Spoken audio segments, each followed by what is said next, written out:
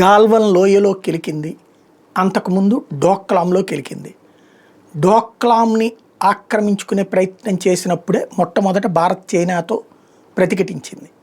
అక్కడ కట్టనీయకుండా ఆపింది. వాస్తవంగా డోక్లాం భారత్ది కాదు, అది భూటాన్. అయినా భారత్ భూటాన్ రక్షణ వ్యవహారాలు చూస్తుంది కాబట్టి అన్న పేరుతో ఇక్కడ ఉభయ కుశలోపరి, అటు భూటాన్ భూభాగం రక్షించడం, ఇటు భారత రక్షణ కీలకమైన ప్రదేశంలోకి చైనాని రాకుండా చేయటం. అక్కడ ప్రారంభమైనటువంటి ఇద్దరి మధ్య ఘర్షణ వాతావరణం గాల్వన్ లోయ సందర్భానికి పతాక స్థాయి జరిగింది. మధ్యలో 2-3 సార్లు అరుణాచల్ ప్రదేశ్, సిక్కిం ఇట్లాంటి ఆక్రమించుకోవడానికి ప్రయత్నించి వెనక్కి పోయినటువంటి పరిస్థితి ఉంది. ఈశాన్య రాష్ట్రాల్లో ఉగ్రవాదుల్ని పెంచి పోషించింది చైనా.